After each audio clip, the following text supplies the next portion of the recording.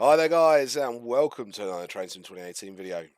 Today we are driving something new, something which is not released as of yet but will be within the next week or so, so I'm told.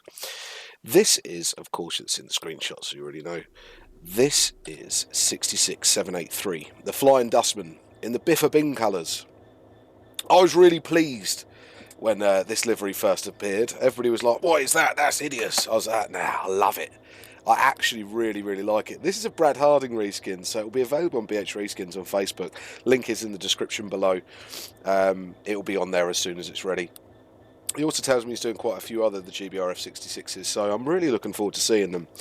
This is just a quick scenario. It's only 30 minutes. It's a run down from here at Felixstowe down to, where are we going? Ipswich, East Suffolk Junction. It's one of the AP scenarios that I've just swapped this out for just now because I haven't really got a scenario that fits it as such. I know there will be some coming. When is another question. So let's get going and then I can give you some quick info about a few other bits and pieces. My lights are already done.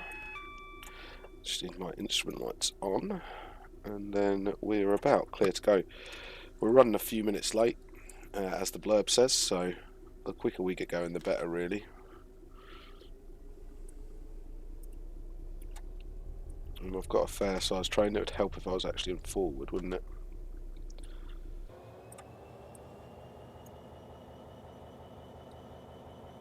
But she is pretty.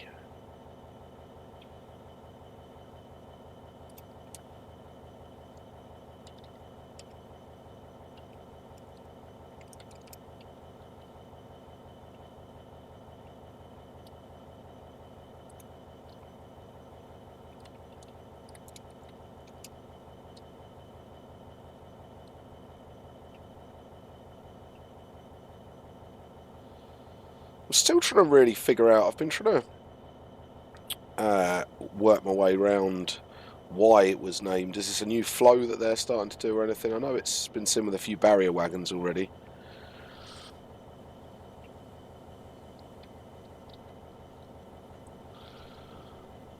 But I don't know, it must be a new bin liner flow or something that they're doing.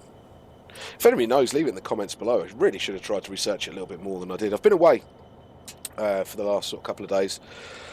I've been up in Bonnie, Scotland for the weekend for my dad's 60th and various other reasons. So that's why the videos have been a little bit thin on the ground. I did have a load to go up. The one I had that was huge, that was supposed to last us all weekend, corrupted on uploading. And stupidly before I'm in processing, not even on uploading.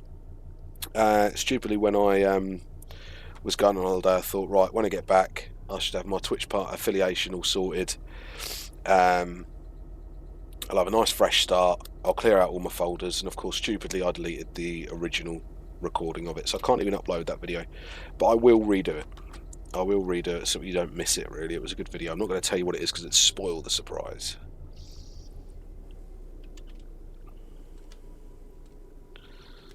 But yeah, some interesting little things have happened since I've been away. So I went to London last Thursday, which was the...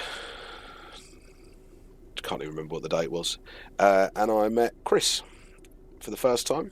So CH Scenarios Chris, even though he was having his break from Train Sim, he was down seeing family, and I was actually going up to Scotland. We were supposed to meet in Scotland, but he was actually down that weekend. You couldn't have really made it up. But not only was I lucky enough to meet Chris, I was very lucky to also meet Ash. Ash Clark from Train Sim Designs. He also came and met us. We had a few pints in the parcel yard in King's Cross.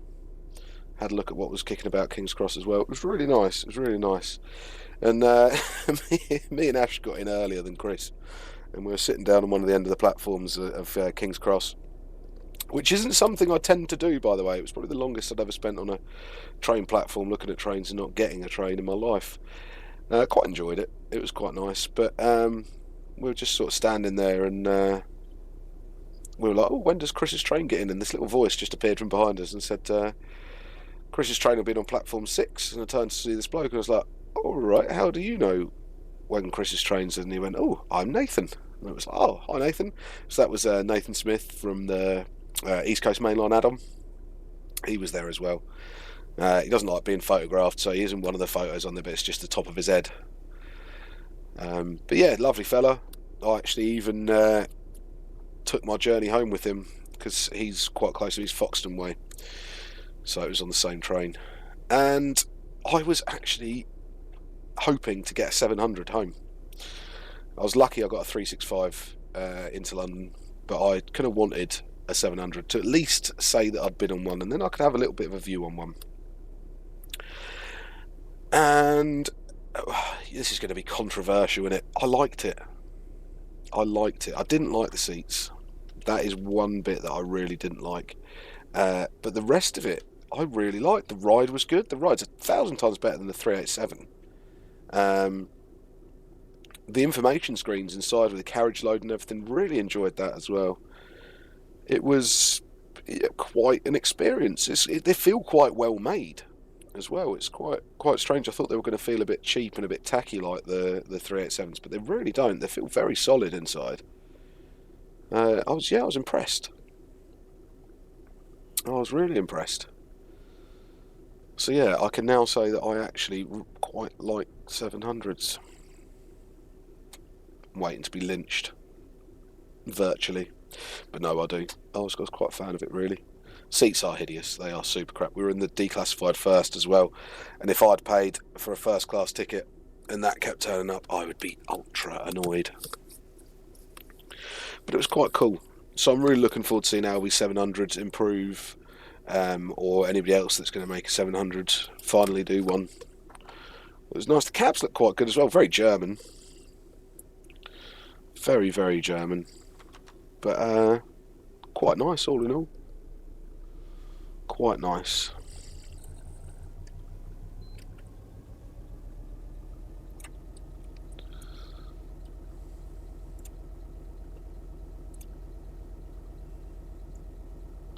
So yeah, it was pretty eventful. Saw a couple of nice 91s, saw a 90 leaving King's Cross as well, which is quite nice. It was the first time I'd actually stood right next to a DB Schenker livery 90. And it really does suit it. It's nice to watch. And I've spent years reading magazines about train spotters and photographers being hassled by platform staff, and funnily enough, I witnessed that when I was there, quite disappointingly, and not from any TOC staff at all. It was actually from a bit of a Jobsworth guy from Network Rail, who had, just before me and Ash started talking to Nathan, had come over and said he'd been there for hours, and Nathan was like, I've been here 20 minutes. And this guy was like, you've been here for hours, are you actually getting a train? And it was like, well, actually, it's not doing anything wrong. I was a bit sort of taken aback when I saw this sort of happen. And the guy was young, you know what I mean? He must have only been 19, 20 himself, maybe late teens, early 20s. And I was watching him. Working in psychology, you can tend to observe people quite closely, so I focused on this guy for a bit. And what I clocked was he was actually watching the trains. As much as he was doing his job, and I'm not saying he wasn't doing his job, he was also watching the trains. And every time something was coming out of Gasworks, he was clocking what it was. Every time something was in the platform, he was going a bit close to certain things, like the 91s and stuff. He was definitely having a good look. Now, most other TOC staff, whether they're into trains or not, you'd get pretty used to it, wouldn't you? You wouldn't really bat an eyelid, but this guy was pretty keen to go around, and I just felt that he was doing this on purpose. I just felt that he was giving Nathan a bit of jip just for the sake of giving Nathan a bit of jip.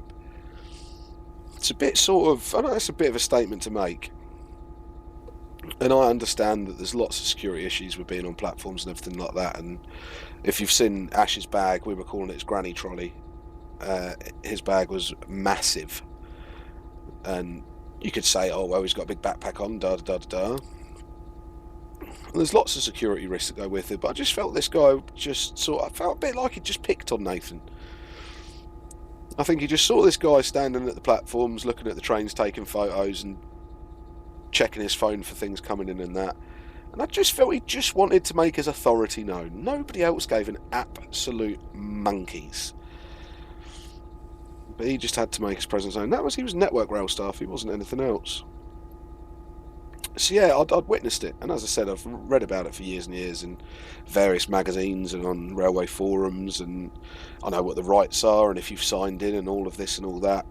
But genuinely, we were actually just waiting for someone to get off the train, and he didn't give me or Ash any grief, because as soon as I saw him talking to Nathan, I sort of gave him a look like, "Hang on a sec, mate, what are you doing?" And he just sort of completely ignored us. But he picked on Nathan. Just thought, didn't really like that. So I'm also wondering if you guys have had any trouble down that way, because there was plenty of spotters at King's Cross, in fact, more than I've ever seen. There was probably 2 or 3 guys at the end of every platform, at least. One guy was there with his kids even. It looked really nice, people were having fun, and it was absolutely pelting it down with rain as well. But people were still there, guys were friendly that we spoke to. It was a really nice place to be. I just felt a bit sorry for old Nathan, really. It's very nice.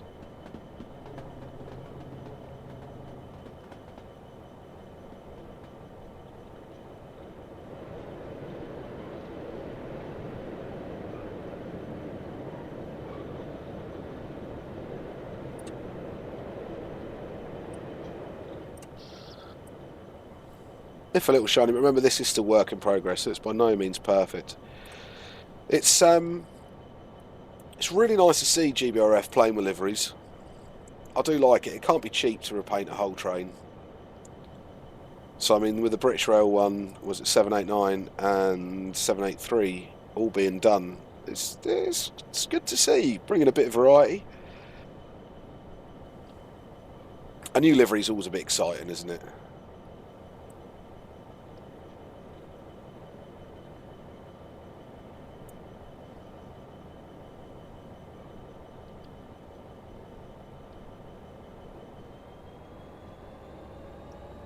It's a very clean 66 as well. We haven't much clad coming out of this.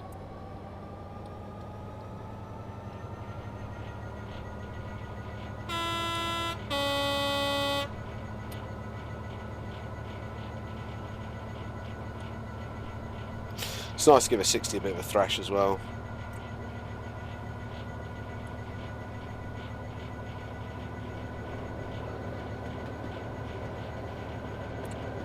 They're very mundane locos, aren't they?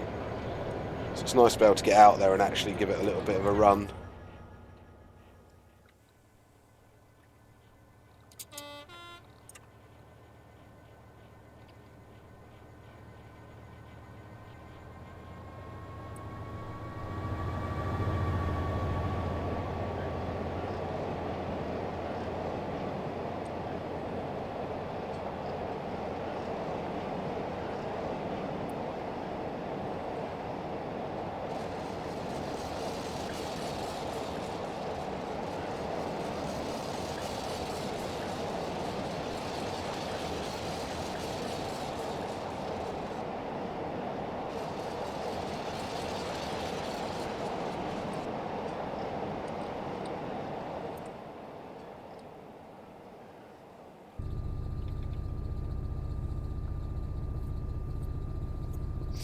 So I'm just wondering, have you guys ever had any chip at the end of platforms? Let me know in the comments below. Both sides of it. If you also know there's quite a few of you guys that work on the railways, do you find spotters and stuff helpful at the end of platforms? I mean, I know several times I've known of cases where things that have been wrong have been spotted by like platform veg, so spotters and rail fans, whatever you want to call them, fotters.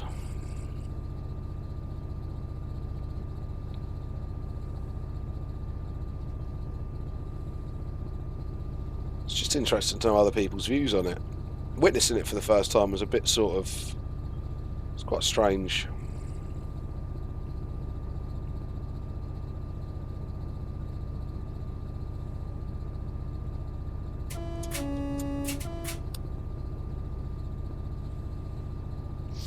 And don't get me wrong, I know that not all people that like trains are there for the right reasons. There's people that try and do silly things, there's people that take things from trains, there's people that try and get into places they shouldn't. Nudge, nudge, wink, wink. But on the whole, I always think it'd be better if railway staff and sort of enthusiasts can work in a cooperative way more than anything. I know there's quite a few people out there like to either catch drivers out or they think they know rules that they don't, and they start going, that driver did this when he shouldn't have done, rah, rah, rah, without knowing the full story or anything like that. So I can see it being a positive and a negative. But just what's your general view on it, really?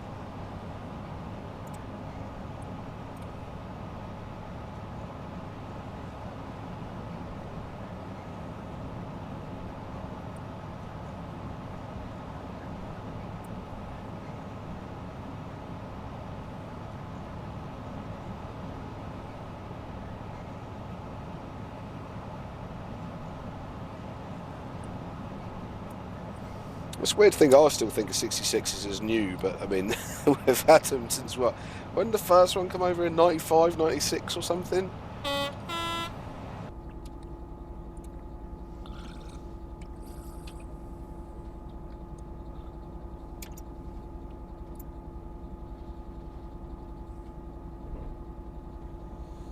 Oh no, 98. 1998, so 20 years old.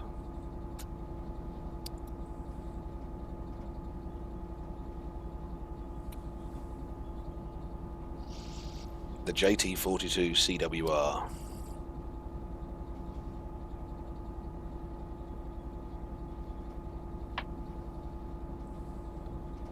I mean, there's 455 of them.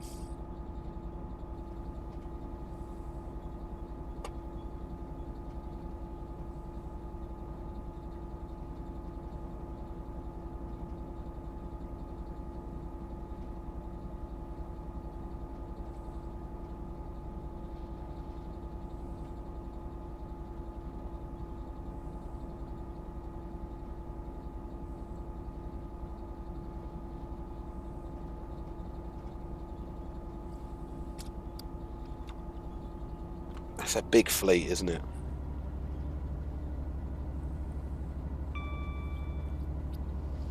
Yeah, the first loco in the UK was shipped at Immingham in June 1998, taken to Derby for testing. The second was taken to AAR's Pueblo Test Centre for endurance testing before shipping to the UK. They then shipped 11 per month to the UK via Newport docks until the order was complete. That was only for the, I'm guessing these were only the first series ones, which were then EWS.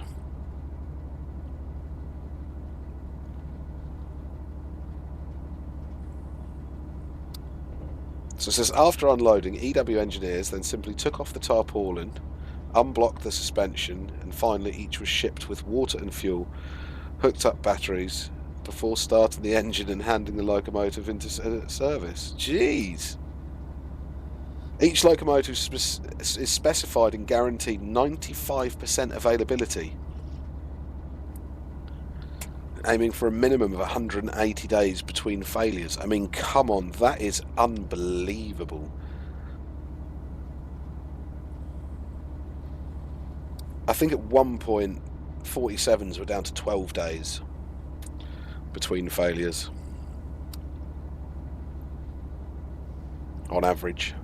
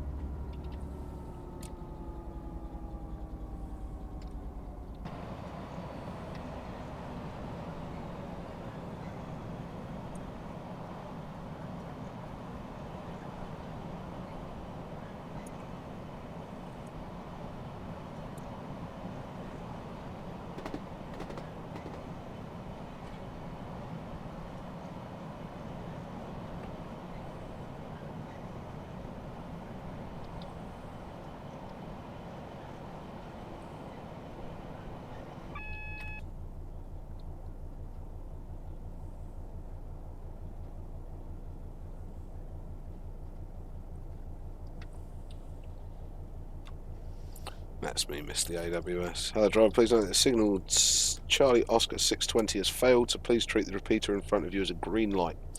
Once you've passed it, press tab to implement permission. 620 at danger.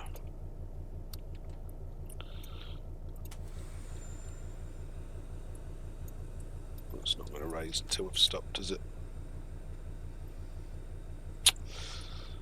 Welcome back to Train Sim, Alan. Oh, and the brake demand light lights up, that's nice. I'd never noticed that before. I don't think I had, anyway. Seems new to me.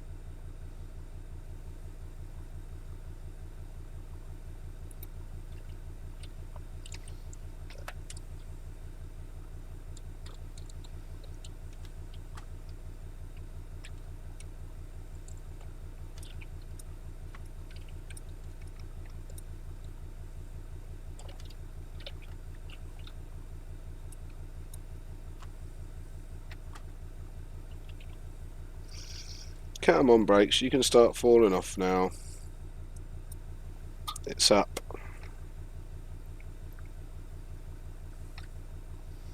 Is it going to make me wait a minute until it goes off?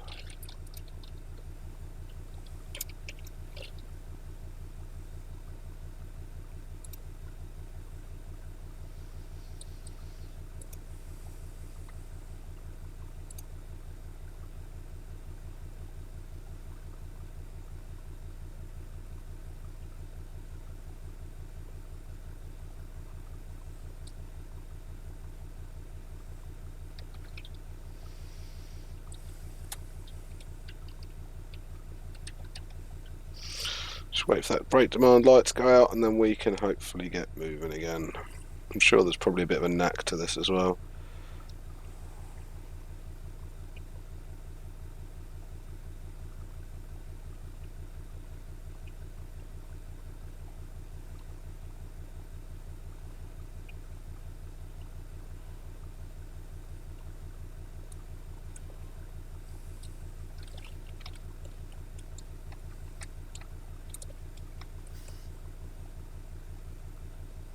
Let's try putting all the brakes on.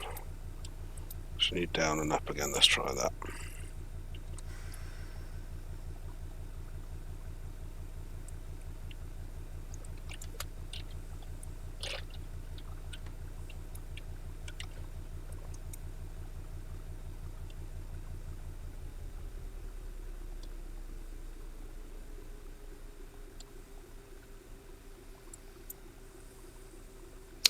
Nope, she's not wanting to come off. What I'm going to do is I'm going to cap this video here. This wasn't about the scenario anyway, was it? It was about just having a look at this wonderful livery on this wonderful train. So, thank you very much for joining me. Please feel free to like, share, and if you haven't already, do subscribe. It helps me out massively. Also, heading over to Twitch, catch you on there on a Sunday and a Wednesday evening. And I will catch you next time.